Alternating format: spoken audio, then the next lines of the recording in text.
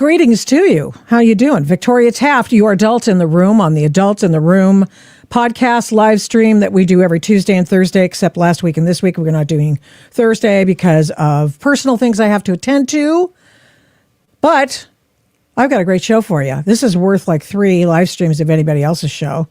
Well, you know, within reason. I'm going to talk to this guy, J. Michael Waller. He's written the book called Big Intel. We'll have him on in a couple of minutes, but I wanted to let you know, because we're going to talk mostly about, as your news Sherpa, we're going to talk about what's in the news immediately. And that, of course, has been the big announcement that we reportedly from the White House, we have shot down an Iranian drone that was headed to the USS Abraham Lincoln to do something. Anyway, it's no longer with us, the drone. It's gone. And sadly, for the drone and the people who thought that they'd try to fly it against the United States of America. You know, sometimes it's a hit, sometimes it's a miss, whatever. Then, of course, we have the Jeffrey Epstein files. And I, like many millions of other people, have started going through the Epstein files. And I am, interested. I did a couple of things. I wanted you to see this. And I will get to what I looked at via Grok and via Perplexity in just a moment. But I did want to tell you that already there's been some fallout, believe it or not. Yes, believe it or not, there's been fallout, and let's check it out. The first person to leave their job as a result of the Epstein files is Peter Mandelson from UK. He's in the House of Lords. And but he's not going to be in there for very much longer because the House of Lords. Was he involved in kinky stuff? No. He was spying. Apparently spying on his own country to give vital documents to Jeffrey Epstein. Gee, why would Jeffrey Epstein need vital documents? Very good question. Maybe I'll ask about that of our guest coming up in a couple of minutes. Then, of course, we had lots of people going through the lists. I mean, who's doing what, and whose names are in the Epstein file. Great question. I think it's a totally awesome question. So let's take a look at some of the names in the Epstein file. I did for you a cull through, and a couple of things going through this. Let's make sure I get you to be able to see this document. And it is my Grok feed based on the Epstein files, which have been released so far. And what we see here is a look at, I asked Grok to go through who's on the list.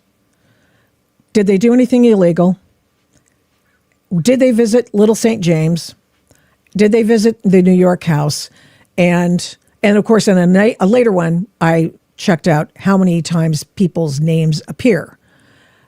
Pro tip for you, don't even bother looking for it because Donald Trump is the hands-down winner. And we'll tell you about that as well. Ghislaine Maxwell, of course, is number one because she was his co-conspirator. She was the person to whom he reached out to find him little girls. And so she was the procurer. Ex-girlfriend, kept going in and being his friend with some kind of benefits. Then there's Prince Andrew, Jean-Luc Brunel, who was before he committed suicide because of the Epstein files and all of the muck that came with that. He was the guy who also procured, allegedly, wait, he's dead, so I can't actually defame him. Many people who were trafficked by Jeffrey Epstein and or caught up in that whole nefarious, what are we calling it? Confab, this enterprise. They said that Jean-Luc Brunel, this dude right here, bad. This individual trafficked them to Jeffrey Epstein. And when they went to be a model, ended up in the service of other people and not their own choice. Alan Dershowitz was accused. That's been settled. Apparently, Virginia Giuffre said that she thought Alan Dershowitz had done something with her, and he went immediately to guns and sued the hell out of her and wrote a book about it and said that no way. So she recanted. She was paid off in some form or fashion. And then she says she thinks she was mistaken, which is possible if you are trafficked that many times. Bill Richardson, the former New Mexico governor, he was a former Clinton official. He was, what was he? Was he Secretary of State? Forgive me. He was a big high roller, okay? Then we have the individuals who visited Little St. James, but they were not accused of crimes. Stephen Hawking, Jess Staley, you know some of this. Les Wexner, who was a person who was a Jeffrey Epstein colleague. This is the person who gave Jeffrey Epstein the attorney's rights, the legal right to do with his fortune for Victoria's Secret and who knows what else he was doing, to do with it as he saw fit. Howard Lutnick, who's the current Commerce Secretary, he appears there because it's so wonderful, to have these names that now who are pretty good people. Anyway, he and his family, his wife, kids, and another family, wife and kids, go to Little St. James, which is called, Island.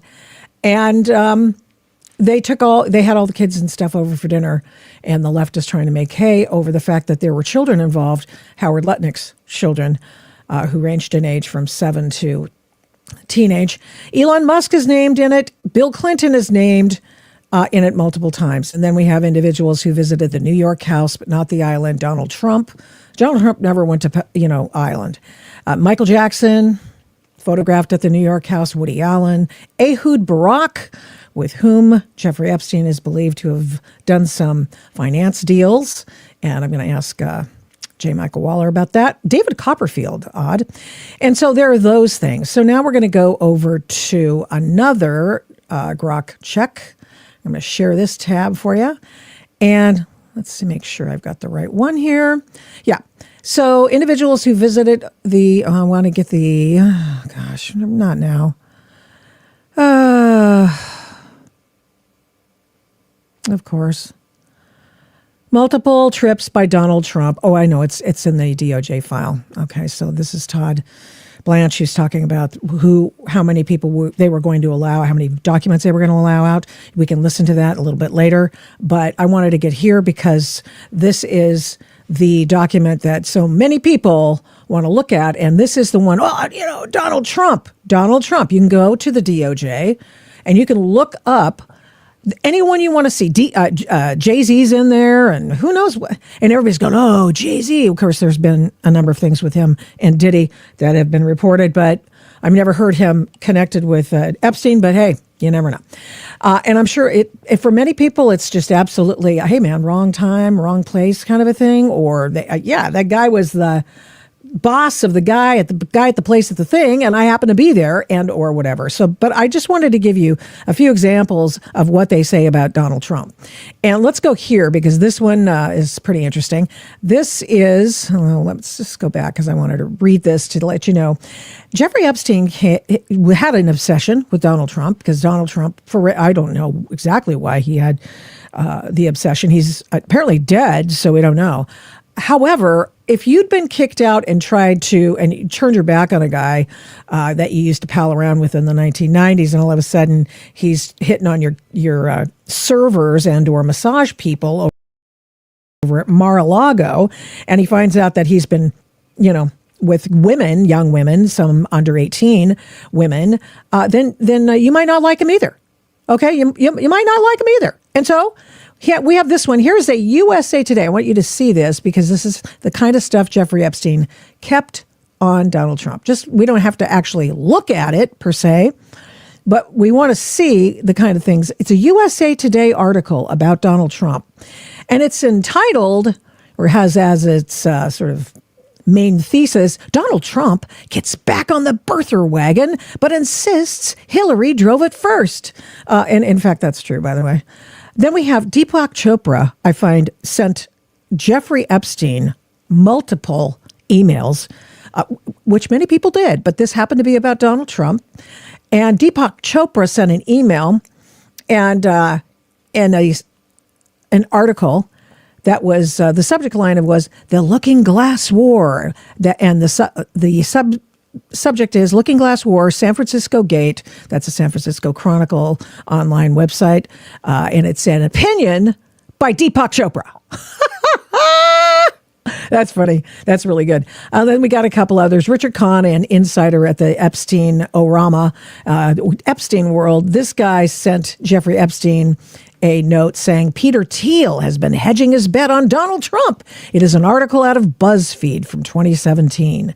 And then Deepak Chopra. So in other words, there are lots of innocuous things that were said about Donald Trump, and nobody gives a flying flipping frittata about them. There's one document out there, however, that looks pretty nefarious, and we may get to that as well. But it's demonstrative of and dispositive of zero. But until you find out what it means, there's a lot of stuff like free radical info, right? Free radical info that you don't actually know means anything. You don't actually, that people are throwing out stuff that is bizarre. There's a lot of misinformation. There's one out there, and it's if you see this one, before I get to Michael, check this out. I'm going to go share it a little bit. Blah, blah, blah. Let's get her. Share this tab instead. Watch this. Here she is. I hope you can see her. Hold on. I want to make sure you can. Oh, yeah, it's because I'm just going to keep it all the way in this thing. I don't want to get her close up. Now, this is a person who supposedly is crying out about eating humans and being, man's inhumanity to man, the elite parties, etc. So if you see this picture, somebody has the ability to identify this woman. I'm afraid I cannot identify her, and I'll tell you why. Because her name does not appear in the Epstein files. So you have sort of free radical weirdo stuff coming out, lots of crapola that is not necessarily true. So you really have to be on your game, or you just got to do it. So some of that crap is, it's crap. Okay, so let's go back. I want to make sure I can undo this. Now, this is important. These are very important. There's going to be a lot of, I'm sure I know why Donald Trump didn't necessarily want to share this. What would you? If you've got these weird things that actually, these are only FBI files, they're only DOJ files, which they are. They're on any other universe of files that are a part of this now from this latest tranche of 3 million files, which include copious emails from Deepak Chopra. Anyway, so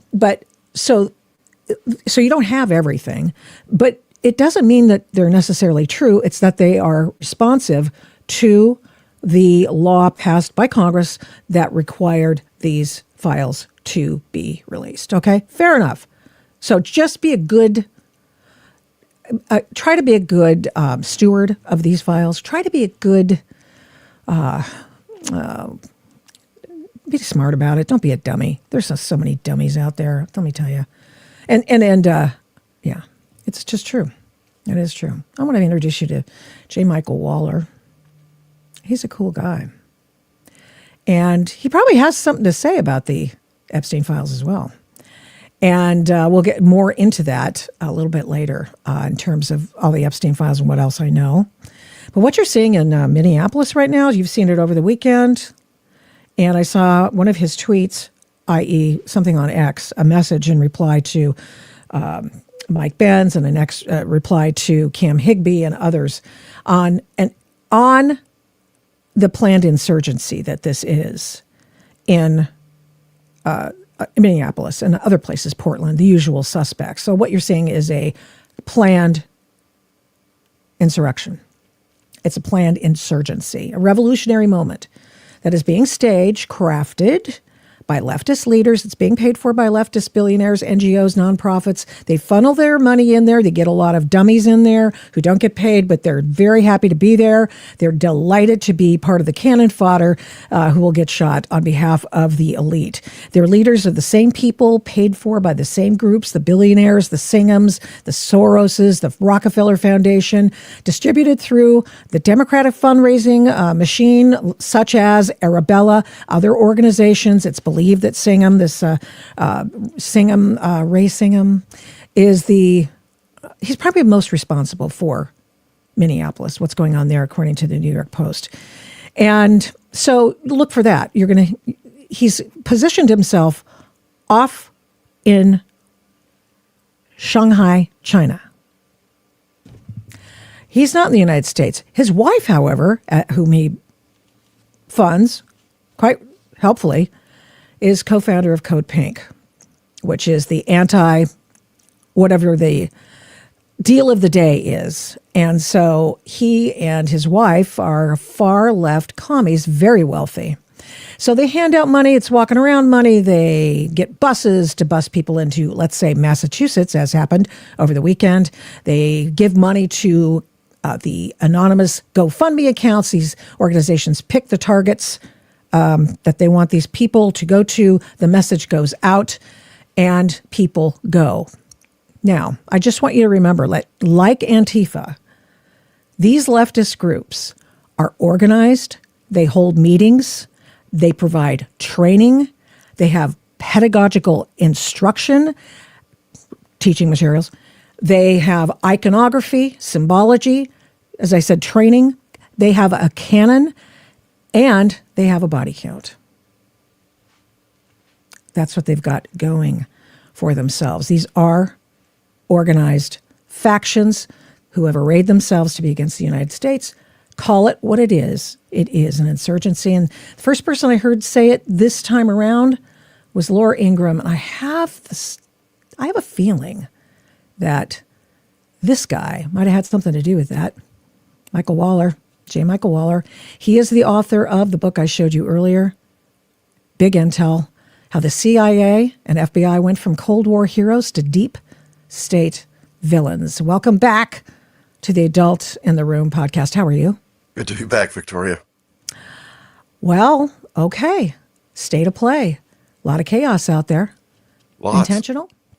Oh yeah, it's all intentional. These things don't just happen organically. They happen by people who have been imbued with this all of their adult lives, even longer. It's planned.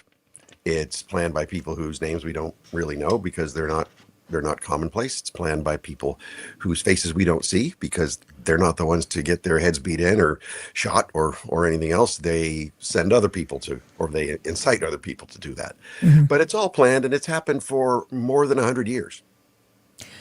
And you know something about that because I was duped into doing it myself back when I was a teenager. Mm-hmm.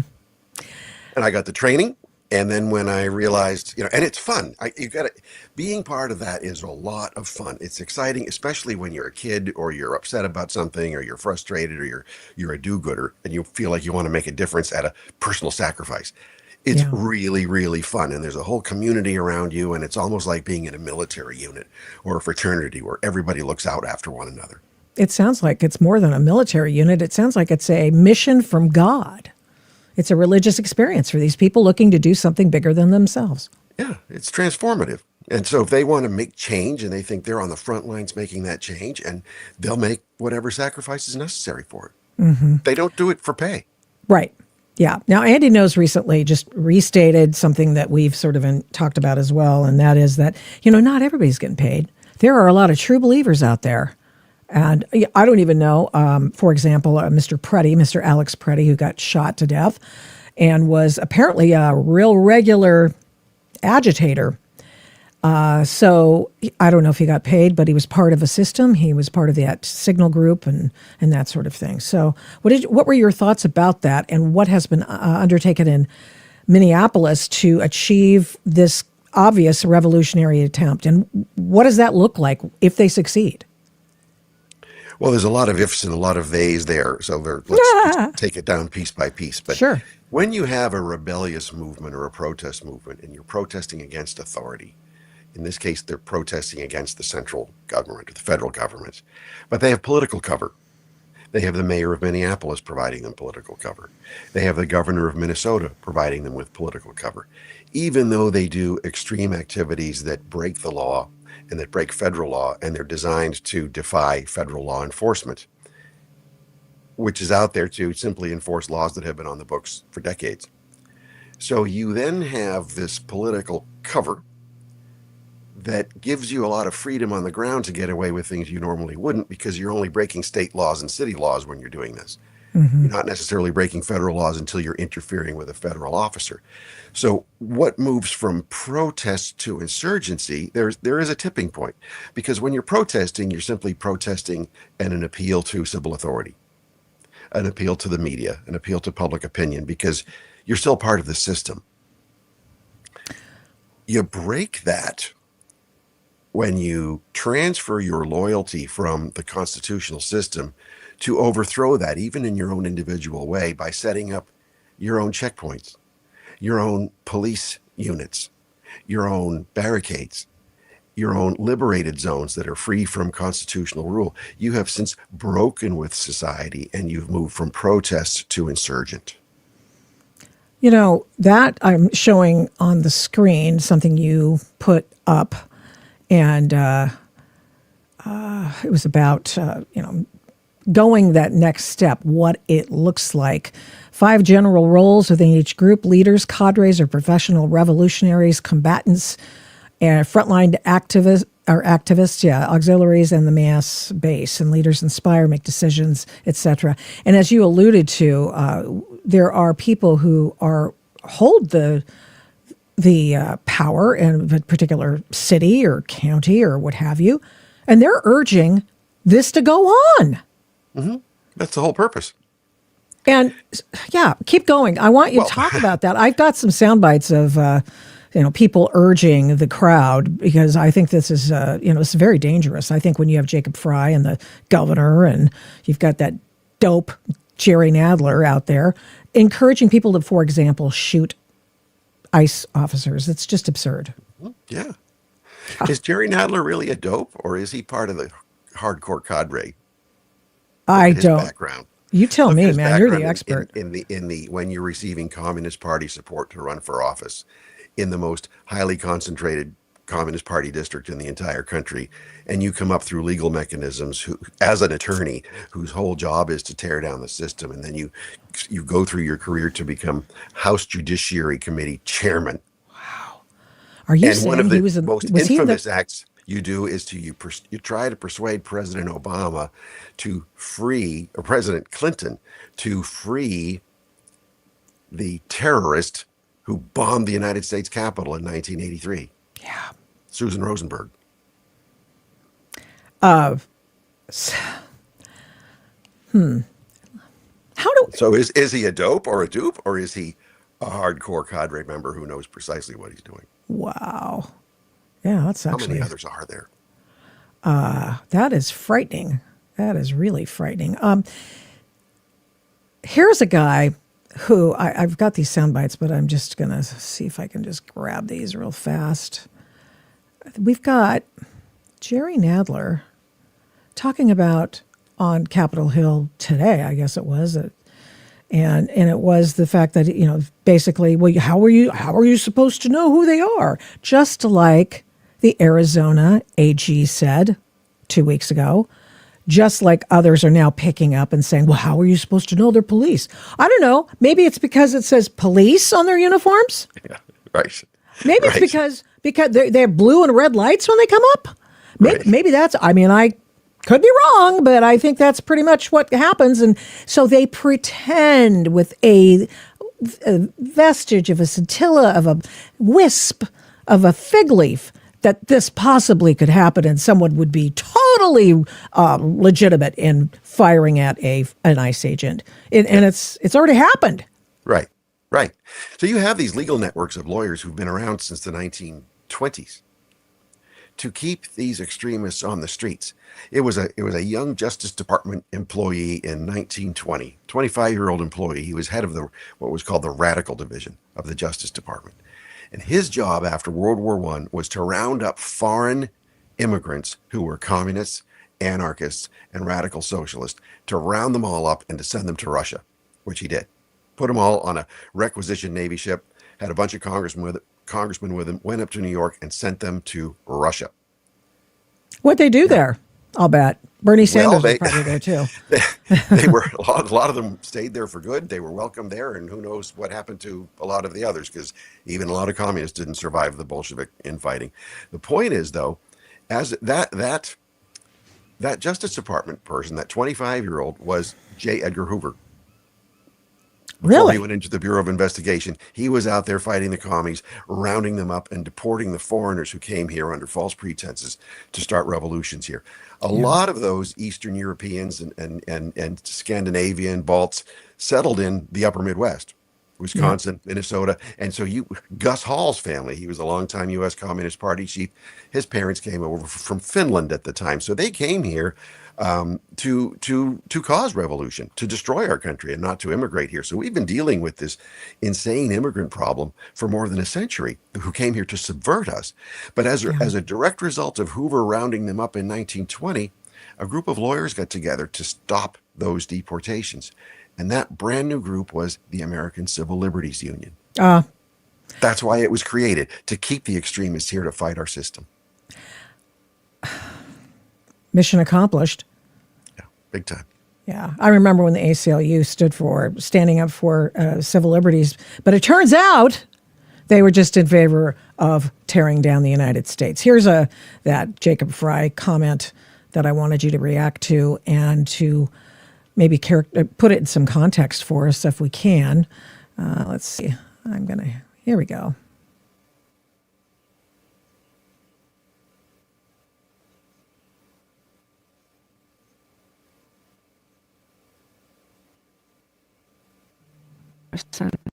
It's terrifying.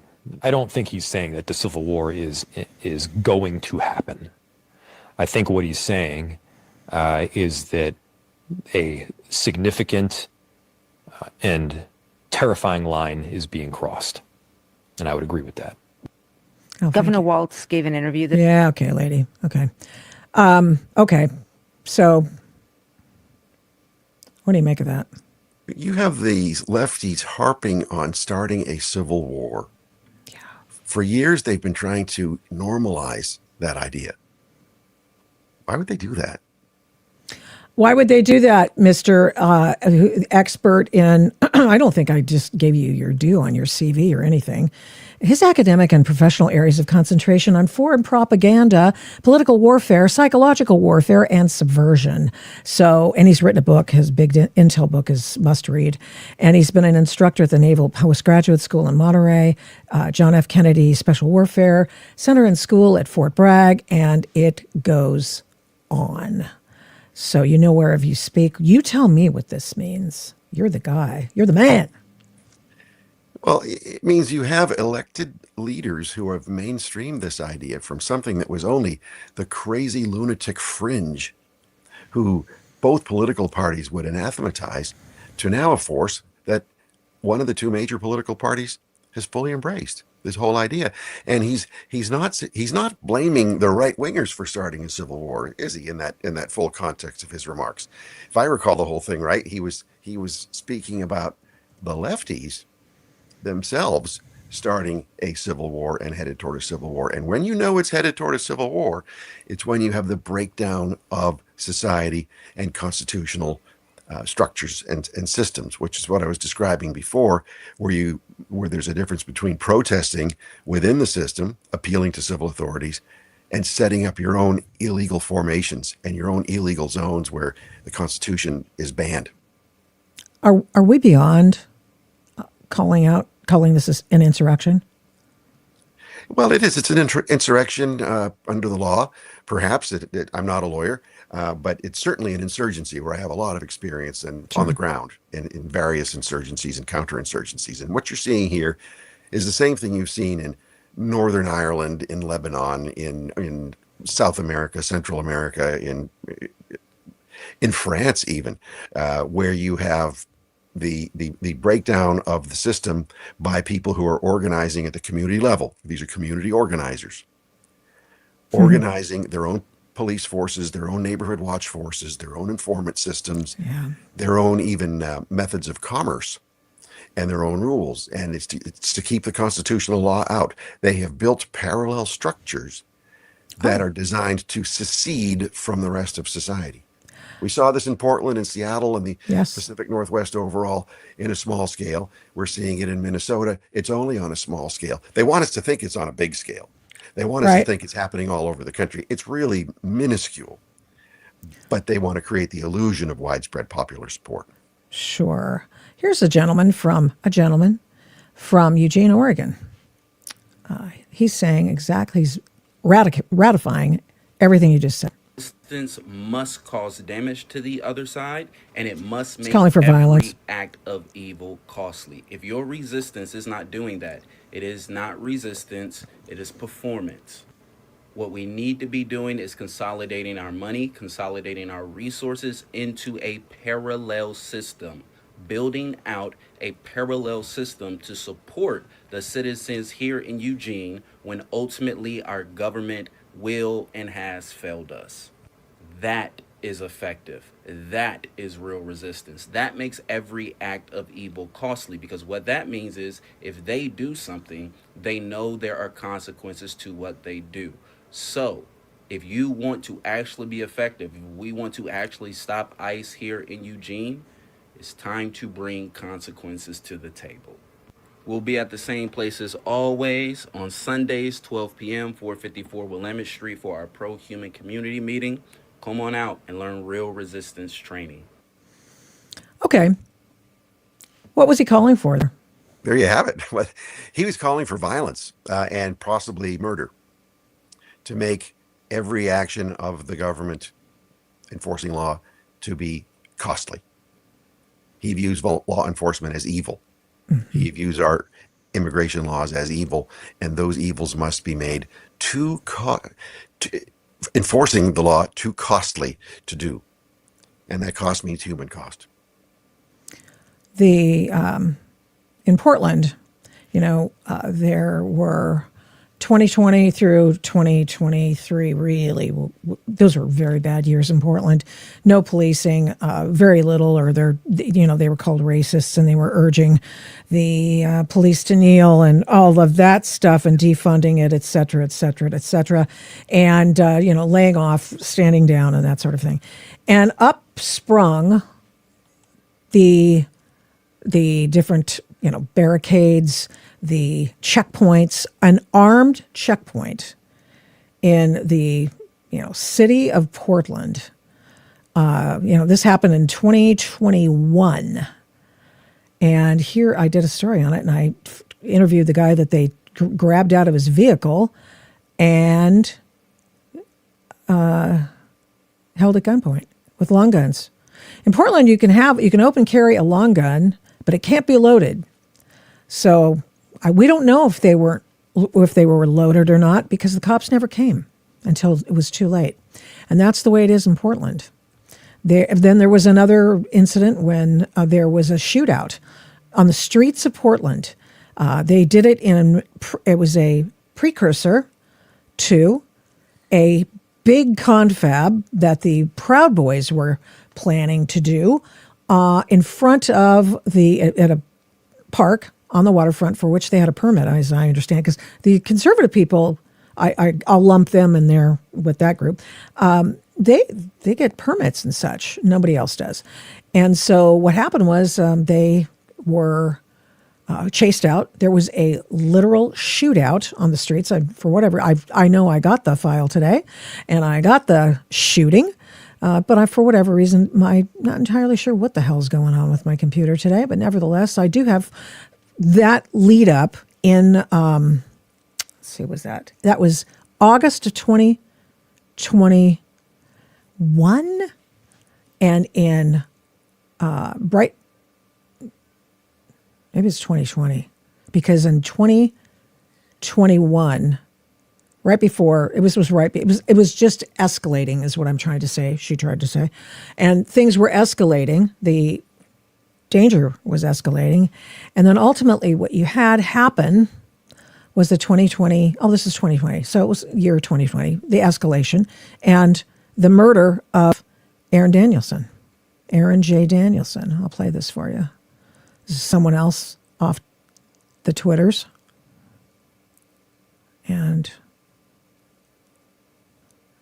this bad guy. Oh, sorry. I must have gotten the unedited one here. We have here, let's just sit this here. Here's the shooter. And Aaron Danielson is walking at some point. These guys, this guy's an obvious lefty. He's got the F-12 shirt on. And Aaron Danielson comes up. This guy's wondering what this dude's doing. That was Michael Rhinell. And then when Aaron Danielson comes along, he is shot at point blank range from behind. He was assassinated. And of course, the Trump administration in power at that time sent the feds to find him. But of course, this all could have been avoided had the police been policing. And indeed, the Proud Boys, whatever you may think of them, were PNG'd from Portland and the county, but not Antifa, the people who were actually doing the violence and everything. So they obviously chose a side, Michael. Yeah, and these things are sort of not known, but they're anticipated in advance, where you radicals will create situations where they know someone's going to get hurt and someone's going to get killed, but that's okay because there's propaganda value in every maiming and every killing. It outrages people. It gets politicians upset. It gets, people paying attention to news reports. It gets, all of those things that get people talking and angry and fighting each other. That's the purpose of setting up these flashpoint zones. Yeah, talk about those. Yeah, so a flashpoint is a situation in which, like a tinderbox, something's going to happen. It's things are so tense that just one spark is needed to just burn everything up. And these flashpoints are created deliberately, partly for the purpose of getting someone hurt and killed. It's always a dupe. It's always a well-meaning do-gooder. It's not one of the hardcore cadres who's pulling the strings. It's somebody out there, whether it's a mom, doesn't matter if the mom's a trained radical or a committed radical, a nurse. Renee Good. It doesn't matter if the person has quit, lives with his mommy and daddy, and then goes out and does this, and the parents say don't do anything stupid, knowing that he's going to do something stupid, which he did. But so that quote victim, legitimate or not legitimate victim, they're portrayed as complete innocents who are now being, quote, murdered by their own government. Right. So these flashpoints are designed to create situations. It's like throwing gasoline on the floor and waiting for somebody to throw a cigarette butt in there randomly, just for the point of having something blow up, for the propaganda value of it. There was a new left revolutionary in Brazil in the late 60s named Carlos Marighella. He was a professor. He wrote the mini manual of the urban guerrilla. And in there he writes about armed propaganda. And part of armed propaganda is creating situations where people get hurt or killed merely for the really entertainment value or the outrage value, nothing more. And that's what human lives mean to these guys. So they're doing it on purpose.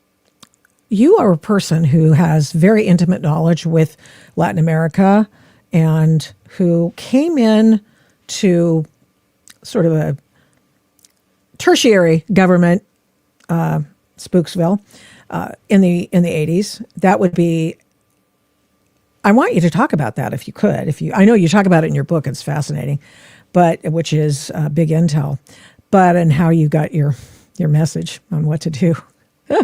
It's just amazing. Or at least your name, your cryptoname. I didn't know it was my name for a long time. Great. What a great story that is. But so, you have a lot of, what you're looking at. When you went, you saw this at January 6th. You went to watch Trump's speech. You saw it. You saw things playing out in front of you. You said, what did you say about that you knew from your experience in Latin America? Yeah, I could see it. I could see it happen, and really from infiltrating groups here in the United States. So I got started in all of this as a teenager when I was 15 years old in high school in New England, where they were building a nuclear power plant, and there was a big. It was the Jane Fonda China syndrome thing, and all the Vietnam War protesters and the pro Hanoi, pro Viet Cong activists. They won, and now they're looking for the next cause to agitate, and that's nuclear power, which just happened to be a Soviet active measures campaign to cripple our nuclear weapons modernization and our energy production capacity over time. So this was a global Soviet sponsored campaign, and they get kids like me. I was 15. I love nature. I love being outdoors. And this was the Seabrook nuclear power plant that was going to Yes. being built. And I was told, well, it's going to have these 6-foot pipes pouring boiling water into the ocean. Well, that's right, exactly where I go fishing, cod fishing with my dad and my grandpa, Hmm. and thought, well, that's a terrible thing. They should, they shouldn't be doing that. This is awful. And then all the radiation that's going to happen, and we're all going to get sick and die. And so all this hype on American nuclear power being so dangerous.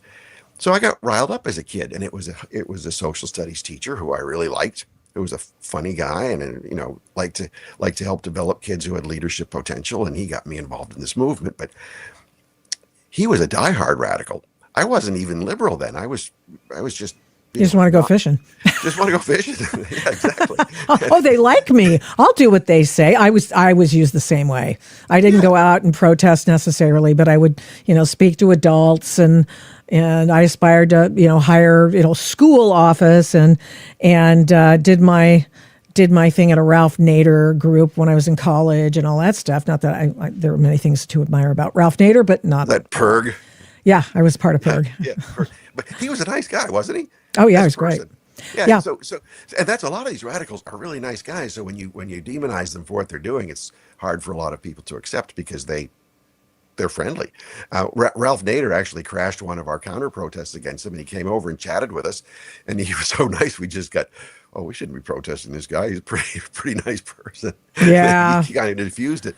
But in doing this as a teenager, I got trained in vandalism to go up through the salt marsh in a canoe with bolt cutters, cut through the fence, get cans of spray paint on the concrete containment dome that was under construction, and then I'd be the one to get busted because I was just a stupid teenager who didn't Sure. know what he was doing. But it was fun, and then what to do when the National Guard comes in and stomps you and that kind of thing. But it was fun, it was exciting, and then when I went, they gave me some more advanced, took me to more advanced training and put me through what I later learned was a struggle session. Wow. And they said, why are you in this movement? And I said, well, because of the fish and because of the radiation of the land and all that. Look, he said, this is not why we're here. We're here to overthrow American capitalism. And then I realized these guys are communists. I'm not going to have anything to do with this. So I vowed I'd spend the rest of my life fighting them. So boom, go to college, George Washington University, downtown Washington, D.C. Freshman year, President Reagan's first inaugural parade breaks up right in front of my dorm. 3 blocks from the White House, and so I got involved in working for my U.S. senator at the time as an intern, so I was supporting Reagan, and then we began infiltrating groups on our own, infiltrating the left-wing groups on campuses, but then being in DC, we could do it at the national level, and we networked then by phone and by fax and even by letter with other college kids doing different things through their student newspapers, conservative newspapers at the time, to network with each other and then infiltrate these groups and then publish stuff on them. So it was sort of the pre-digital age work that you see Data Republican and Cam Higby and some of the other people doing right now. Yeah, it's telling. It's finally the right is doing something that gets immediately to the masses and is generally unfiltered. I would say I would never say it's unfiltered per se, but I would say it's a pretty good message. I mean, it's pretty interesting, right? Well, Okay. if it's all raw, it gets boring. You have to edit it in some kind of way. Oh, yeah. Oh, yeah, Pilot yeah, it yeah. In a way that has integrity to it, and that's what you see these and other people really doing. Then you have ex-military guys chiming in saying, "Wait, this looks exactly like the insurgency Yeah. organizations that we were finding that the Iranians were organizing in Iraq." And sure enough, then you say, well, wait a minute. When I was in Central America, we saw the exact same here. And then a British guy who had been in the British forces in Northern Ireland said, well, whoa, we saw that same thing with the IRA in Northern Ireland in the 70s. And then, boom, you see this happen all around the world. and it's been happening for 100 years or more. So, yeah, let me see. I want you to comment on this. This happened over the weekend in Massachusetts, where someone took a video of the bus dropping off This the is cannon bus fodder. coming to pick everybody up that they dropped off here to make it look like there's tons Oh, of people picking 'em here. up. When in actuality, they're busting them in from other cities. See? Look, watch this. See? All these people are not from Massachusetts.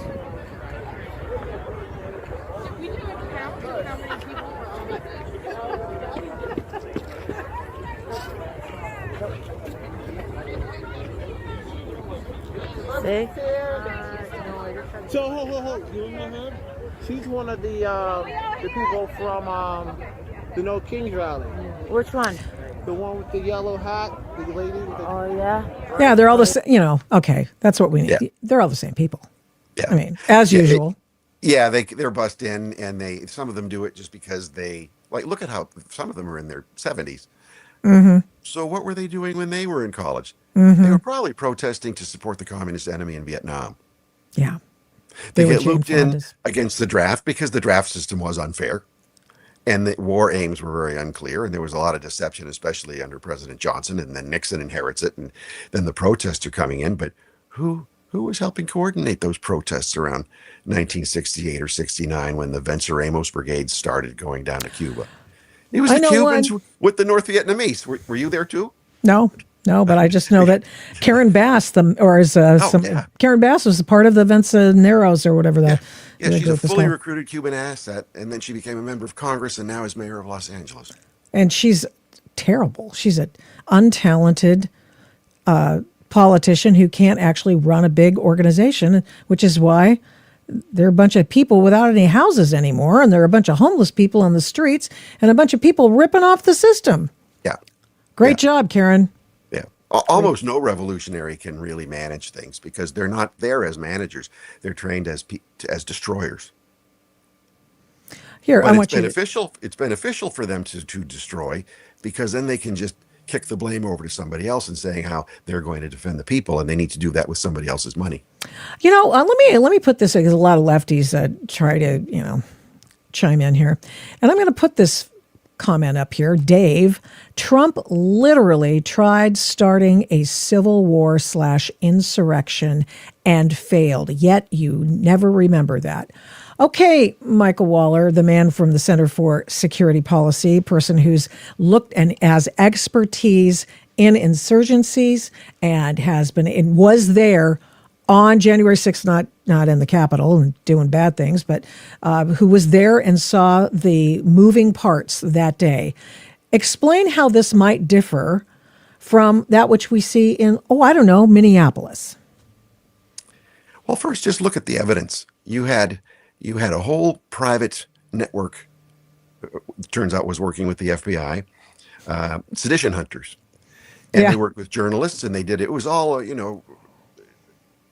crowdsourced information. It was a really well done job to track down who did it, and who was behind it, and who the networks were, and so a lot of work went into it, but they never showed anything with any degree of sophistication that we're seeing right now in Minneapolis and elsewhere, with these hundreds or thousands of people at a time on signal calls, coordinating all of this. There was no setting up of checkpoints. There was nothing. This was simply people going from the ellipse where Trump gave a very long speech, where people were leaving even before the end of the speech. That was a we long didn't one. even make it to the White House. I live on Capitol Hill, and so I didn't even want to go. I was sort of tired of political stuff, and I'd been to a couple hundred protests in my life, either as an observer or a participant or as a counter protester or as an infiltrator. And what I found with the Trump people, it wasn't organized at all. It was just people from all around the country. They always confused the Capitol for the White House. They always call it the Capitol the White House for some reason. They're like, oh, there's the White House. And it's like, they're from out of town, and they're looking up at all the monuments and everything, and they're not locals at all. But they were even picking up somebody who would drop a candy wrapper. They'd pick up the candy wrapper on Constitution Avenue as everyone's walking and chatting in a real friendly way to the Capitol building. But among them were small squads of people, units of 2 or 3 or 6, really slim, mostly athletic, in some kind of olive or black uniform type of gear with helmets and often with masks. And none of the MAGA people were wearing masks. They didn't wear masks. There's no need to. But they were running ahead and they weren't enjoying themselves or anything. You could see those people had a mission. And I saw them going by and I thought, this is kind of weird. So I stopped and asked the DC police how things are going. They seemed relaxed. They were fine. They were just their normal selves. This is just another event. Went up to the Capitol where I used to work and was surprised that the fencing was down. There were no signs telling people to leave. There were no canine units. There wasn't a cop to be seen. And thought, okay, well, maybe the Capitol Police just opened it up for the public to gather there. But I still thought it was strange because the flags were up so you could tell both the House and Senate were in session. But then when you get up there, there were organized individuals, a bit older than I am, maybe late 60s, early to mid 70s. But they had a bearing about them like you would expect from a sergeant. And a command presence to them. And there was one on a stone wall on the walkway going in on my left, and there was another one 20 or 30 feet over to the right. And they had earpieces on, and they were wearing colored tape on the backs of their helmets or on the collars of their jackets. They had red tape, green tape, blue tape, yellow tape, orange tape. Well, then after things got rough, and it was only when the Capitol Police started firing flashbangs, not at the people who were causing the trouble in the front, we couldn't see any of that, but at the people way in the back and hurting people way in the back, that the crowd started getting angry and upset. And then you saw this command structure all of a sudden rise up to get people to go up the stairs of the Capitol to the Senate and ultimately to attack the Capitol. But you could see the orchestration from the people on the ground. And I wrote about that in the Federalist a week after January 6th. And I think it stood up pretty well to the test of time. That was a remarkable column, and I will find that and share it again because I think people need to read it. They need to know what happened. And then subsequent to that, we found out there was all sorts of nefarious activity leading up to it. For example, I mean, there was no National Guard that was allowed to go there in advance. We had, until it was too late, Capitol Police, the individual who was in charge of the threat matrix, the person who was the expert on the intelligence, she screwed it all up. She didn't do anything. She ends up with a cush job at UC Berkeley as the this was police chief. Yogananda Pittman. Yeah. Yeah, so she was responsible for synthesizing intelligence for the Capitol Police Chief. Yeah. Great job, honey. Collecting it from the FBI and the Secret Service and the DHS and everybody else. She was headed the people who would synthesize that and pass it on to the chief, saying, "Hey, we've got trouble coming up here. You have to plan accordingly with get everybody on duty, get everybody configured the right way, ask for backup from the DC police, other federal agencies, and so forth." And that was not done. So Capitol Police Chief Sund was blindsided by that. But who was this person, Yogananda Pittman? She was number 2 in the Capitol Police. So when Chief Sund resigned right after, because that's what you do when you fail, when there's a big breach. Yeah, that used to be a thing. Yeah, the thing is, he's a decent guy, so he resigned. Had he stayed on, things might have been different. But she was then put in as acting chief, and like the police union hated her. She had like a 92% disapproval rating among the other cops. But she was friends with Congresswoman Barbara Lee. Oh, Lord. Of Oakland, California. Now, Barbara Lee, you go back ancient history, when she was a congressional staffer in the early 1980s, while I was doing a lot of my college work, she was a staffer for Congressman Ronald Dellums, who was a Fidel Castro supporter.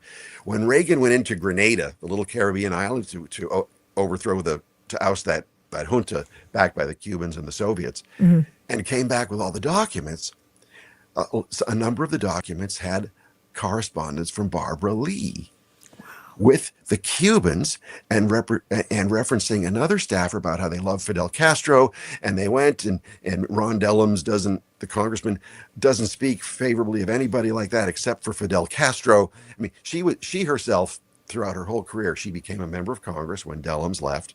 She was a Cuban asset, like what's her name down in Karen Bass in Los Angeles. Oh, yeah. Fully recruited Cuban asset. She was the patroness of Yogananda Pittman in the Capitol Police.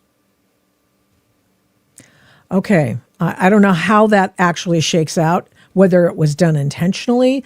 She got she got cover from the suits above, and she was wholly involved in turning away. She was paid to look away, to not distill the information and give it to the people who could have made a difference. Everybody knew there was Pittman's ideological. She was an ideological radical, and when you don't even have to be conscious of it, you just have your bias, and you think, well, I'm only going to look at right wingers because they're all subversive insurrectionists, and I'm not going to pay anything to the. What are the Cuban-backed people doing? I mean, honestly, trained by a foreign intelligence service to agitate here. Those are the blinders that automatically go on. I know you're a Cuba hand as well, and there's some news about Cuba today, and I was just kind of seeing if I could. Sanctioned Russian jet touches down in Cuba, echoing secret flights before Maduro's ouster. And then I saw yesterday that the Ruskies are going to forgive $30 billion in funds that they've given to Cuba. Hey, you don't have to pay us back. Stay with us. Because is it iffy? Is this Trump would like us to believe that the communist regime could be going in flames? Is that possible? Oh yeah, the Cuban regime is doomed. It's doomed for the Russians to be cutting off whatever repayments that Cuba was supposed to send them.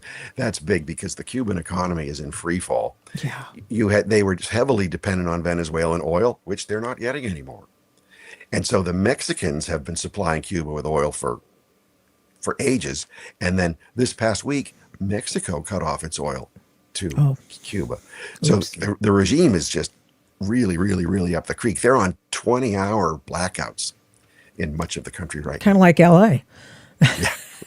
Yeah, kind of like the trainee running L.A.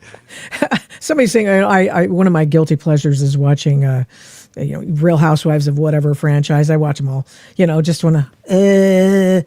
I can't have any more news in my brain. And a couple of their conversations where they were just like blithely discussing the fact that there were blackouts, and they're like, oh yeah, I guess I'll just have to do my makeup over somewhere else. Totally just unnecessary blackouts. And in Cuba, they would be unnecessary if they had ever built the doggone infrastructure to get them power. They could have power tomorrow. They could have all kinds of facilities and all kinds of things if they'd built them out with, democracy in mind. But oh no, they can't do that.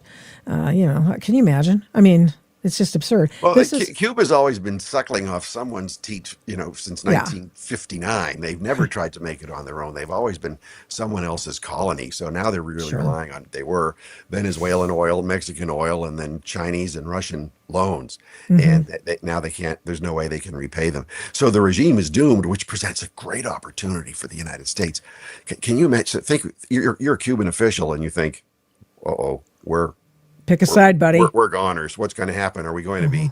Where are we going to go? Get on one of the Coke boats and get out. We can't go to Venezuela now. Colombia's government's going to change. We can't. Where are we going to go?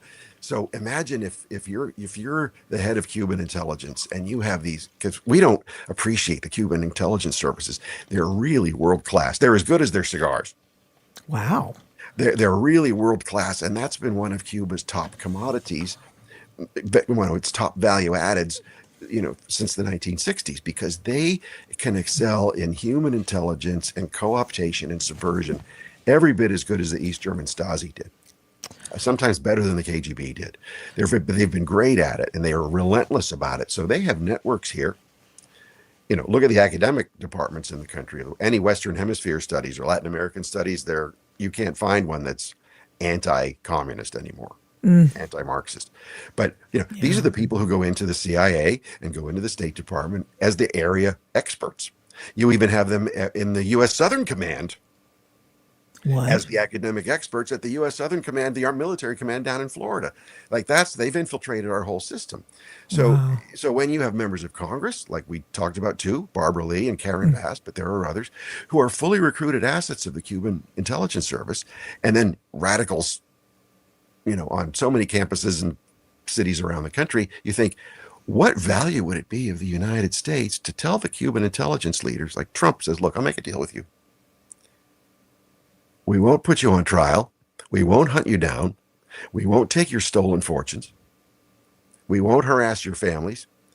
we'll even let them live in the United States if Ah, you no. work for us and hand us over all your files and records and archives so we can hunt down all the agents you've planted in our society and all the terrorists you've supported against us over the past 60 years. Oh, they Let's better make a come deal. with documents. They better come, and they better do it from an apartment, a one-room apartment with electricity Yeah. sometimes from in another country, because I don't want them in this country at all. I Oh mean, no, I mean we'd fly our own guys down there and just quarantine everything. But this is just a deal. It's just a who knows what it is. But that there is you can't place a value on that for the United States to take a hostile foreign intelligence service in control and put it under our own control and make them work for us. So you have not just the old archives, not just a few files, but all the operational agent files, their names, the terms of their recruitment, the stages of their recruitment, the orders they were given, what they've done, what crimes they've committed, whether is it espionage, is it it would be. subversion, is it spying, is it, who knows what, is it terrorism, is it narco-terrorism? Then you just wrap up all these networks and you wrap up all the politicians in the United States and all the academics and all the journalists and so many other people who were consciously working as recruited assets and agents for the communist secret police. You know, Anyway, that's what I'd like to see Donald Trump do in Cuba, as well as overthrow the regime. I mean, you've got the ear of some of these people. I imagine that what you say and suggest probably has a lot of authority, considering that you're with the Center for Security Policy. You've written about this. You lecture about this. You are, got lots of fancy letters after your name, and that means something. So do you think that the people who, well, let's do it this way. We're going to start by asking you about the Jeffrey Epstein stuff, because you were coming in just a few years after he started financing. At least, I really like what Mike Benz does. I know you keep track of that guy too, and I believe that I'm persuaded to believe that Jeffrey Epstein, he, for all his terrible things, was actually not a bagman, and a financier for gun running and weapons dealers. Right? Is this true? It's fair to assume, because that's how the world works. Yeah. Okay. So he does all of that, and a lot of times those things are financed. They finance a lot of nefarious things with that, such as drugs, right? Mm-hmm. And as a result of the drugs, you have to understand, I suppose you would be able to tell us, if there were a lot of unhappy people currently in Latin America and Mexico who are hugely pissed off at Donald Trump for depriving them of their ability to churn and burn drugs to get whatever it is they want, weapons, etc. Mm-hmm. How is really what Trump is doing playing with some of the bad actors in that part of the world? Well, it's only begun. Have I just totally hijacked this conversation into another No, that's okay. area? We're just kind of going wherever the path leads. I mean, but I'm interested, because I do have a Jeffrey Epstein question for you. So anyway, keep going. But it all blends together, right? Insurgency and law breaking, going after federal law enforcement who are hunting down illegal aliens who've been here to live illegally among us, whether they're otherwise honest people or whether they're criminal elements. I mean, these rioters and insurgents in Minnesota are trying to protect child molesters from being deported. Yeah. So when you have that, then all these other things you're bringing up comes in naturally, whether it's Cuban intelligence, whether it's narco-terrorism, whether it's elites here who, snort their way through life because of their raw materials that come in from Colombia or China or wherever else. So what Trump did in his Trump corollary to the Monroe Doctrine that he put in his national security strategy was, the Monroe Doctrine was to keep the European empires out. Trump expanded it to keeping the Chinese Communist Empire out, to keeping Marxist ideology and globalism out, to keep jihadism out. And that's what he's doing to push back against that. So he took this long-standing indictment of Maduro. He because we didn't have diplomatic relations with Maduro's government. We didn't recognize it. Like 70 countries of the world didn't recognize it. He's an indicted cartel leader. So we treat him like a cartel leader and his death squad wife, who's the one ordering the hits. And you snatch them out of the blue. Think of how that changed the whole calculus of everybody in the world, because probably apart from Putin and Xi Jinping, no other foreign leader is safe anymore from our special operations people. Yeah. That miraculous operation that was flawlessly run. But what did he do? Trump didn't topple the regime. He couldn't, because that would involve an invasion force, or it would involve a Venezuelan exile force that doesn't exist. Trump made that cartel work for us, for lack of any other better alternative, and with no human casualties. So Yeah. what does that mean? No Except more the drug Cubans. running. Except the Cubans. Well, one thing at a time. Okay, let's. Rubio's doing a lot. He's head of a lot of things right now. But one thing at a time. But what did he do? He shut down the Venezuelan cocaine trafficking operations. He shut down a lot of their illegal money moving operations. And he shut down their oil export business that was going to assist the Iranian Revolutionary Guard, bartering the stuff, taking that sanctioned oil that could not be sold for petrodollars on the international market. It was sold at a heavy discount, $15 to $30 a barrel. Wow. to places like communist China. And what does that mean? China's got all this oil at a heavy discount, so they're saving how many tens of billions of dollars a year on that. With the Chinese Communist Party interests, different factions, who owns those new refineries that were built, some of them specifically to refine Venezuelan heavy crude, like in our Gulf states. Yeah. What do? They're leveraged out on these new refineries. They can't get this oil that they were anticipating. They can't get it at the big price differential. They can't arbitrage that differential. So now you have Chinese Communist Party elites in the middle of Xi Jinping's latest purge of the party and the military. All of a sudden, they're left with debts to pay and no money to pay them. You have entire coastal provinces of China that are depending on the oil industry that's in danger. Now, that only represents about 4 or 5% of China's oil imports, but what's going on in Iran at the same time? Yeah. The people there working finally seem on the verge of ousting that regime, but Iranian oil is also sanctioned.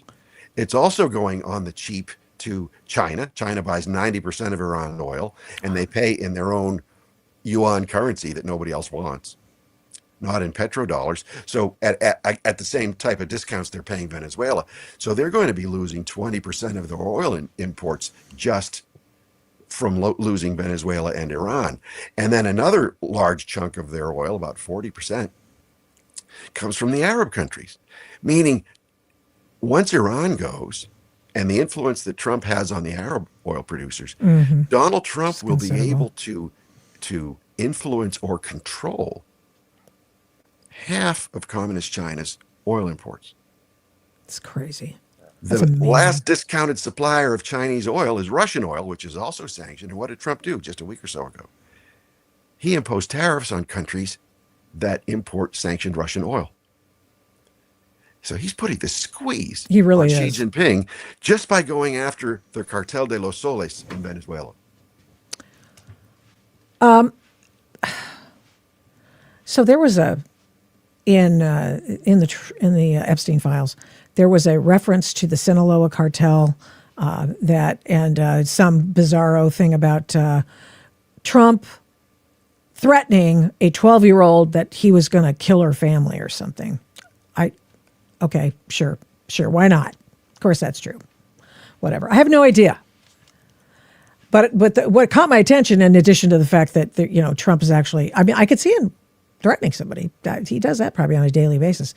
A 12-year-old, and anyway, and there's no evidence whatsoever to suggest that he has anything to do with any of the Epstein parade of horribles. But I was kind of caught. My attention was caught by the Sinaloa cartel thing, and how Jeffrey Epstein allegedly got them financing for their weapons and such. Yes? I hadn't seen those parts of it, but certainly what Epstein did was, you can see from so much of that material, is he was a fixer for a lot of foreign leaders, whether it was European or Arab or Russian or American or whoever else.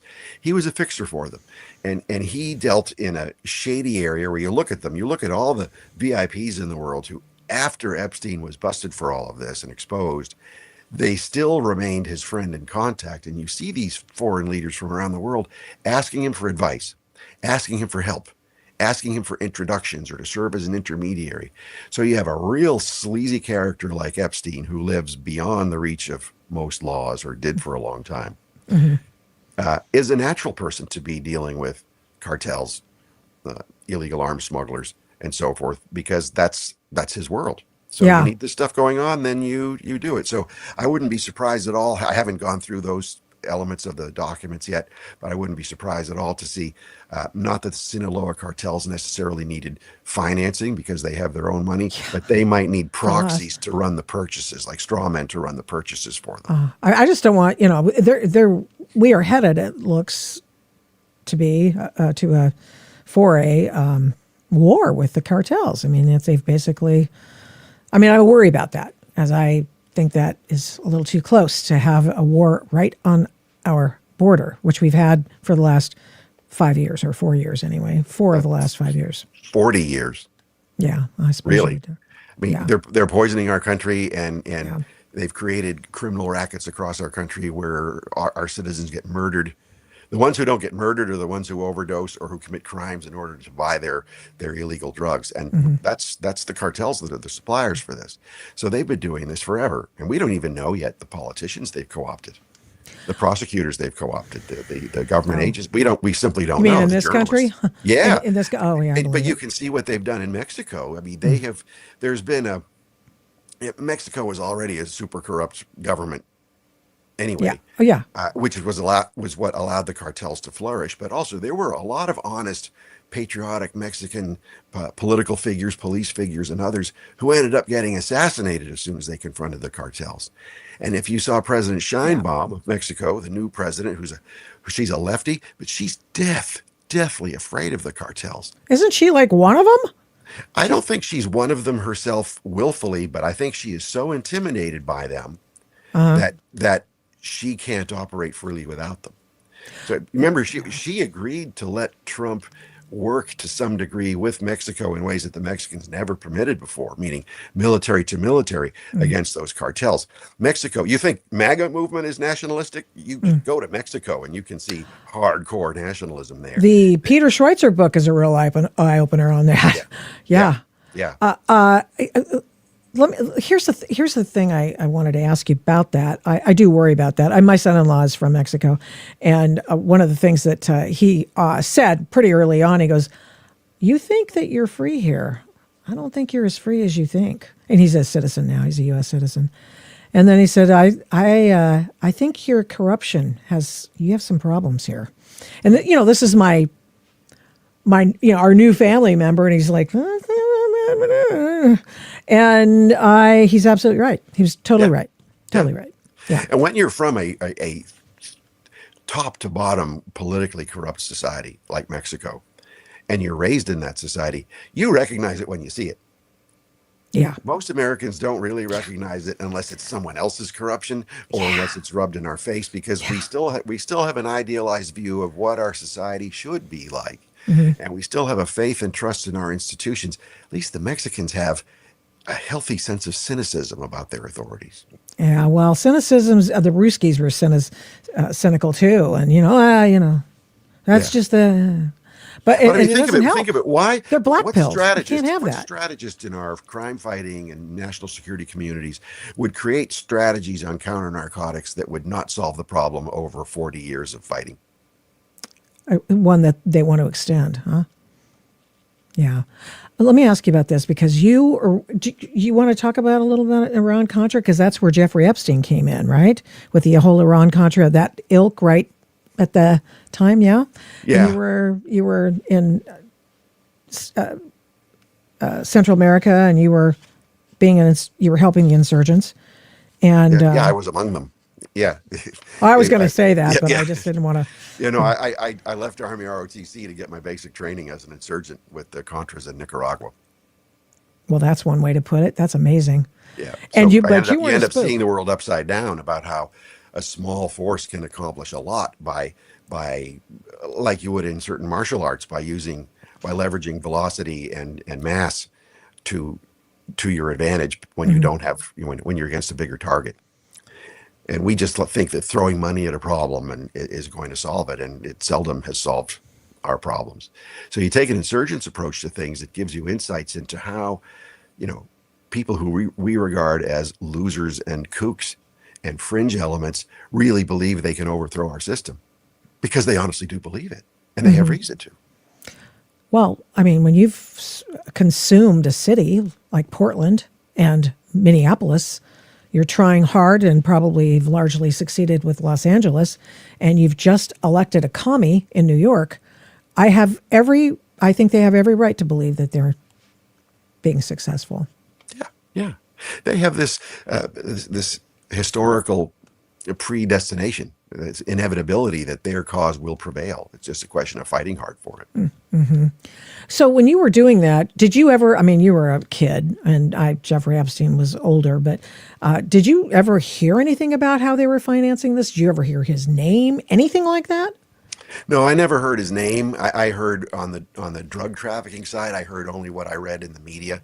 I Oh, didn't see any of it on the ground. But then traffickers are never going to let some guy on the ground see what's going on anyway. I later learned that there were two mercenary pilots that the CIA had hired. One of them was Bobby Seale, and they would go down and they'd fly wow. arms in from the United States, but they would fly back with empty planes. And then one of them was approached someplace saying, "Why don't you fill your empty planes with cocaine and you can make some extra dough?" And that's what he ended up doing. I don't know the truth of the extent of anything more than that, but it wasn't like the CIA running operations to finance the Contras with cocaine, because really it was a really cheaply run, very Spartan operation Hmm. that was always starved of funds. How did you get paid for that? I didn't. You're just one of the true believers. Yeah, I mean, I got walking around money to pay for my airfare or whatever. I wrote something about it in Big Intel. Yeah, you did. Someday I'll write the whole story. It's just that the book wasn't supposed to be about me, but the publisher said, "No, you've got to tell some of your own story." Oh, And yeah, so, that's right. and the editor knew because he'd been my roommate back then at the time, so I couldn't pull one over on him and say, "There's nothing to tell." But really, so it was just like $500 walking around money here and there, and an air ticket. I would have gone had I had the $500, which was a lot of money back in 1984, 1985, and so forth. Mm-hmm. And but I didn't get a salary for it. It was just something that I wanted to do because I felt it was the right thing to do. Then I worked for a policy group, and I had the special knowledge and the special connections down there. And then part of my job was to go down and report and to come back and to do investigations on arms shipments or on the accuracy of reporting coming out or Yeah. whatever else was going on, and then to get to know the political figures in the whole region. So, but that was I was making $12,000 a year doing that. Yeah, yeah, yeah. Those were the days. So, yeah. So, how was the reportage coming out of those areas? I know you did some of it, but in terms of MSM people and other media outlets, what was the reporting like?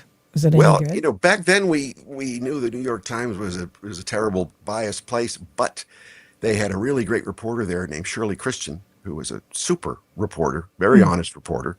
I didn't like a lot of what she reported, but the truth is the truth. So she was really great. There was an AP reporter who was excellent, and another one who was just the worst. You had another reporter, Glenn Garvin, of the Miami Herald and later the Washington Times. You had James Lemoyne. I think he was with the New York Times. He was a very good reporter in terms of professionalism. Uh-huh.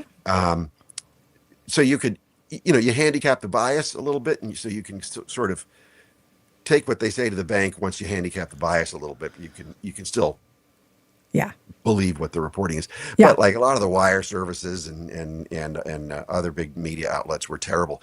When I went down the first time as a college student with another student journalist from University of Miami, and we ran into an NBC team down there, and they got us back on the Good Morning America with Bryant Gumbel, who immediately started attacking us for being, terrible people and all of this other stuff. And then it turned out our interview was never aired because there was a big breaking news thing. But that was at the New York level. So on the ground, you had some good reporters. But once it got through the editors in New York, then that's where a lot of the sabotage came. So let me ask this. This is put out by one of our viewers. Petrodollar's over because of Trump. U.S. dollar's not considered a stable asset anymore. Is that true, do you think? That has to fold into what you look at on all of these issues.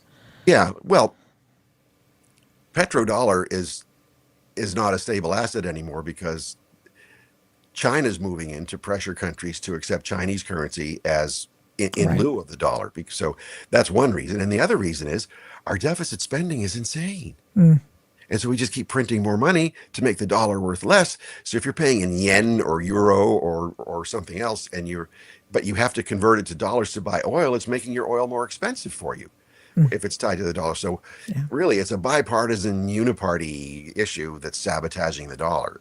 Any president who signs any spending bill with a huge deficit like that is responsible, as is every member of Congress who passes it. Okay, so I've got the Jeffrey Epstein file here. Is there anything you'd like me to look up? Let me see. I've got it right over here. I think that's my share this tab instead. And I shall. I think I've got the right window. No, I don't. Oh no, that's true. Stand by. What do you think we should look up? Do you see this page? I just want to make sure. Yeah, I see the page. The cool thing about those pages, that's the House of Representatives. Oh, that's the Justice Department. That's page. Justice Department. Okay, because there's a House committee page that has a really handy website too, and everything's word searchable and name searchable. And so it's awesome. It's a crazy resource. And even though it's so easy to access, there's so much stuff there. Oh yeah. And as you pointed out, you'll see Trump mentioned there hundreds or thousands of times, and then it's some USA Today article. It's nothing. Yeah, it's like exciting. nothing. One of the takeaways I got from that was how casual everybody was with Epstein, how open they were with Epstein, whether it was a cabinet member or a former cabinet member or the president of Harvard or know, like the world elites would go to Epstein and tell their dirt to him, or imply it or joke about it, and why were all of them so casual with him? So now put yourself in the eyes of felt comfortable with him, I guess. Well, yeah. He worked. Wasn't he like he was CIA adjacent? Who knows what he was adjacent? I mean, here he was offering to help Putin to understand Donald Trump before their first joint summit. He's offering to help the Russians against the President of the United States. Wow. So that tells something there. Is he doing it just because he's a broker and this is the way this is his power kick? Or was he working for a foreign intelligence service? Was he working for American intelligence? Was he working for the Russians? Was he working for the Israelis, as a lot of people are alleging? First, any intelligence service is going to want to have access to him and exploit him. And really, shame on them for not exploiting him. But, shame on our services for not telling every single government official and corporate official and celebrity and influencer, giving them what's called a defensive briefing, saying that we have picked up intelligence that your friend is working for a foreign intelligence service. Be very careful of how you handle that person. And then people who have security clearances should have come up on the radar, where the authorities would say, we recommend that this person have his clearance pulled because he's cavorting too much with a compromised asset of foreign intelligence services. Can I draw you before I get their one search term? Actually, well, let's just do the search term now. What would you prefer to do? What do you want me to look up? I want people to see how easy it is. Oh yeah, let's look up Nicholas Burns. Nicholas, could you spell that for me? Nicholas. And last name? Burns. Oh, Burns. Burns. I'm no sorry. idea if he's in there. Oh yeah, he's in there. Yeah, he was Biden's CIA director. Okay. Now, have you heard any news about Biden's CIA director being in the Epstein files? I have no idea what they said. I didn't even know he was there. It was just Oh, let's look at first the name I first. thought of. We're going to look up the first thing we find. Let's share this tab. Yes, I'm 18 years of age of older. That is so funny. Yes, I'm verified. Oh, let's see. Richard Kahn, that was Epstein's attorney. Goldman Sachs ISG geopolitical risks to our 2016 Outlook client call Thursday. And it's a reminder. God, like there was like 3 reminders that Jeffrey Epstein was going to meet with Michael Wolff. Multiple things. Okay, we've got Sharman Musavar Rahmani, Chief Investment Officer, Nicholas Burns, Evan Medeiros, who is the Managing Director and Practice Head of Asia Eurasia Group. What does this mean anything to you? It looks like it's some sort of confab that they're presenting at. I can't read it on the screen. Yeah, but the point sorry. is that shows you how easy it is. Now, Burns might be entirely innocuous. Maybe he did nothing wrong. But the fact that he's in the Epstein file shows the reach that Epstein had, where he was either referring to or corresponding to either very powerful people across the political spectrum and around the world, or with their representatives. Now, before I let you go, and I just want to get your permission to take you on the crazy train a little bit. And actually, these guys aren't crazy. They're right a lot. Here's Revolver News, explosive update on the anonymous 2019 4chan post claiming that Epstein was switched out. Sorry if this is an insult to your intelligence, but I just have to say it. There was a person who posted a 4chan message in 2019 saying that Jeffrey Epstein had been switched out. And there was such specific information. Here's the post. I don't know if you can see it. I can't. It's pretty small. But what it says is, not saying anything after this. Please do not try to dox me. But last night, after 04:15 count, they took him, Jeffrey Epstein, medical in a wheelchair, front cuffed, but not one triage nurse says they spoke to him. Next thing we know, a van shows up. We do not do releases on the weekends unless a judge orders it. The next thing we know, he's put in a single man cell and hangs himself. Here's the thing. The trip van did not sign in and did not record the plate number, and the guy in a green dress, military outfit, was in the back of the van, according to the tower guy who let him through the gate. You guys, I'm shaking right now, but I think they switched him out. NBC News reports that on this issue. Now, according to the X-Post, we may know who that anonymous poster was and why his account of things matter so much. He was a Metropolitan Correctional Center prison officer by the name of Roberto Grijalva, and he claims to witness unusual activity, and they out him in the files. Very interesting. We don't know. We don't think he actually works there anymore. Don't you think that's really... Nothing is too weird anymore. Or normally say, oh, 4chan. Oh, no, this is just another, right, some anonymous source and what. But you can't dismiss anything out of hand anymore. You have to look at everything. So as easy as it is to find information now, it's also really hard to find what the truth is. I mean, there are ways that where foreign intelligence services have exfiltrated their agents from the United States in the past and made it look like a death. I'm not saying anything about this particular article because I haven't read it or evaluated it. But there's a case of John Paisley, who was a third level, very senior CIA official. He was head of their research unit and was he ended up as one of the most dangerous, damaging KGB penetrations of U.S. intelligence in our history. In, I think it was the late 70s, he was sailing his boat in the Chesapeake Bay at night and he disappeared. And then a body was found washed up, a severely decomposed body later on, but the body didn't match the height or the weight or anything of this individual Paisley. And it is believed that Paisley was exfiltrated out of the United States by by sea on the Chesapeake Bay, and later died in Moscow and was buried in a cemetery in Moscow. So this type of thing, exfiltrating important assets, is it's as old as espionage itself. So it wouldn't be something that we should dismiss out of hand to when you think of that report that you just showed. Crazy. Wow. Do you think he killed himself? I don't know how you kill yourself with a paper blanket.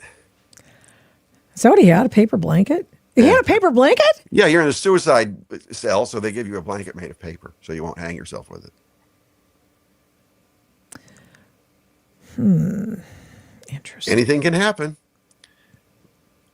And that's one of the difficulties we're having in trying to understand the world around us and make sense of it. Is it's easy to jump to conclusions and to fill in facts where there are no facts to fill in, but you're trying to make sense of point A and point C, but there is no point B. And you can either, theorize it, or you can report it as fact when it's really careful consideration of things versus sloppy, wishful thinking kind of reporting, in air quotes. And that happens a lot for folks on our side. We're so sloppy. Some of our people we know, or people on our side, are so sloppy that it actually does damage to trying to understand things, because it just discredits everybody. But at the same time, you can't dismiss anything anymore, because a lot of the crazy stuff has been proven to be true. This is another thing. Everybody's so confused. It's sort of like how those people fell for the, what was the guy's, not anonymous. That was something else. But the guy who was supposedly. Why am I blanking on this guy's name? Well, it was a fake person. It was a CIA op. Yeah. And so, the whole thing up to the 2016 election, going up to 2020 election, the theft of the election and all that stuff. Why am I just QAnon? Blah, blah, blah, blah. Yeah. So all that crazy stuff. You go. It's a crazy time. You feel like I think of the whole Russian collusion narrative. It made sense in many ways if you're trying to evaluate things. Well, you've got FBI saying it, CIA saying it, a former British Secret Service saying it. There's got to be some truth to it. And then Trump wasn't handling it that well. He was sort of, he doesn't explain things as clearly as we might wish he would sometimes. So I thought it was fake. It just reeked of Russian disinformation, because what I knew from the Russians and the Russian intelligence service is they want politicians who are predictable, who are level, who have a track record and maybe even a long-standing relationship. So in the 2016 election, they would want Hillary Clinton, not because I think, I would have been terrified had Hillary Clinton been our president, but really they want someone with a long relationship who they can predict their behavior. They have a personal rapport. They have even, cordial, if not friendly, personal relations. And that would be any former Secretary of State, anybody who'd worked with the Russians in a cooperative kind of a way. Anybody who has an agenda and a whole establishment political machine behind them. They don't want a very unpredictable person like Donald Trump. All right. Well, guess what? So on that alone, it didn't make sense. But how do you prove that? So it took years and years and years to finally prove to a legal standard, right? Because this was proof at a legal standard, not just a reason standard, that this was a fabrication. It was a fraud. It was a hoax. Yeah. Just like a lot of people have been saying all along. Pizzagate, a hoax, except kids were referred to as pizza in the Epstein files. So there's that. So Pizzagate lives. It still lives. Crazy stuff still lives. Yeah. Well, thank you so much, J. Michael Waller. Here's his book, Big Intel. Are you writing another one? Because you were off the grid there for a minute. Yeah, I'm writing stuff, but I don't have a book yet, because they do take a lot of time, and you have to be really careful documenting things, and you don't just get. It's very rare to get a document dump that you can just write a book around. So I like to do my own original research, and so for the moment, no book. Okay, well, you can do your personal book, the one that tells the rest of the story. That'd be cool. Thank Yeah, you. but to me, it's like books. I like to learn things when I'm writing books. I 'Cause know. the whole process of writing is you're learning, and I think, well, my story is just my story. No one's going to care because it's just normal for me. Yeah, I get it. I understand. It's like you don't want to make yourself the story either because that's just the way you have obviously journalistic underpinnings. So that makes it an anathema to most journalists, except in this kind of venue where you're stuck. You're the guy. But I hope you do write that book someday. I'll read it for sure. Write it for me and people like me. Just for you. Yes, that's right. Thank you. Don't hold me to it. Thanks, Victoria. Thank you so much. Really Good appreciate talking to all your time. Yeah, great talking and so generous with his time today. Really appreciate it. So make sure you upload. Don't go away until you upload. And so hang on there. One of the things I wanted to say was that narrative in motion. This is a case out of California in Los Angeles where we have a guy who was picked up by ICE.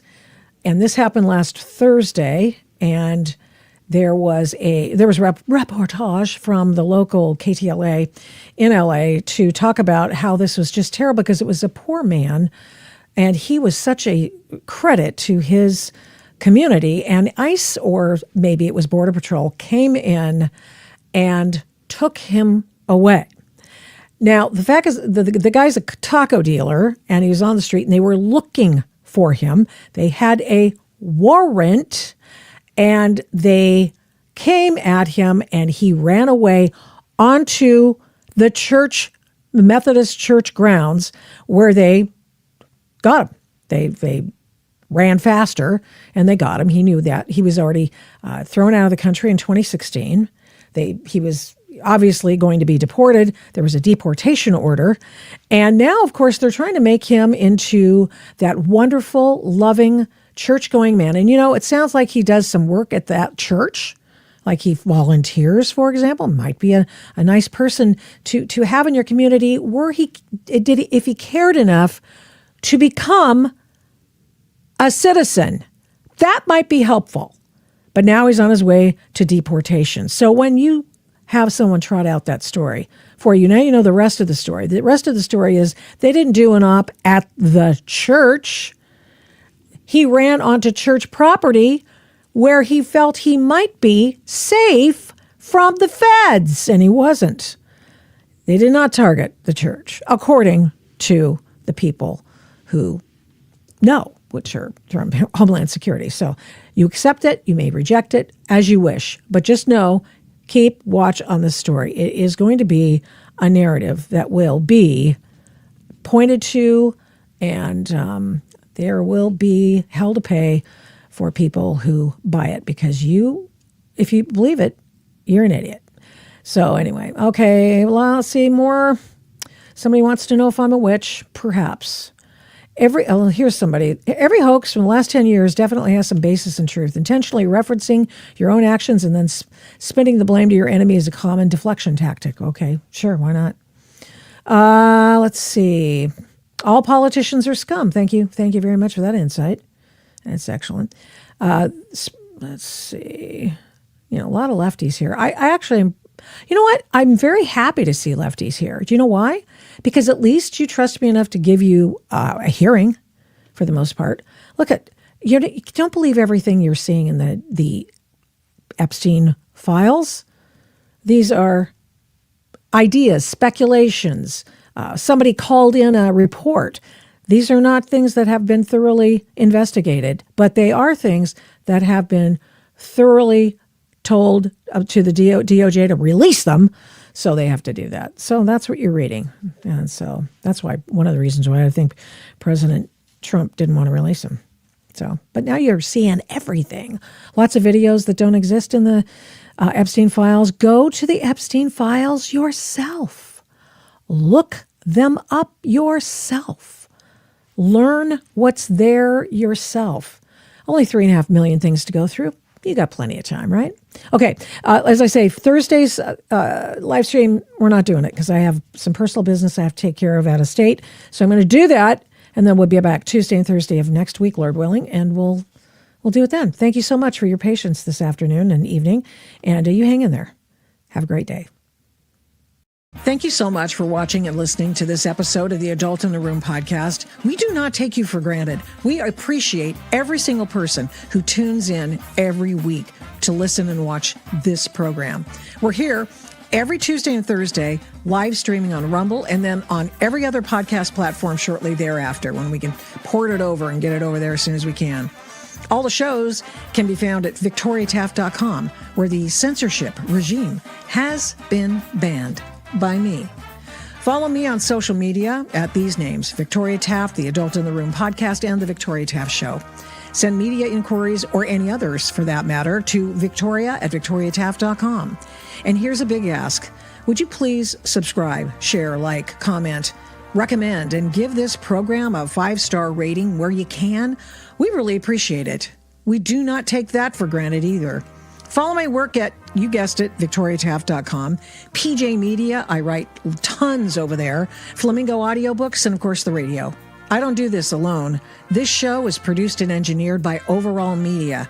1A Cast is responsible for some of the Adult in the Room podcast's imaging. Logo design by Hageman Creative. The Adult in the Room podcast is produced at Flamingo Road Studios. All rights reserved.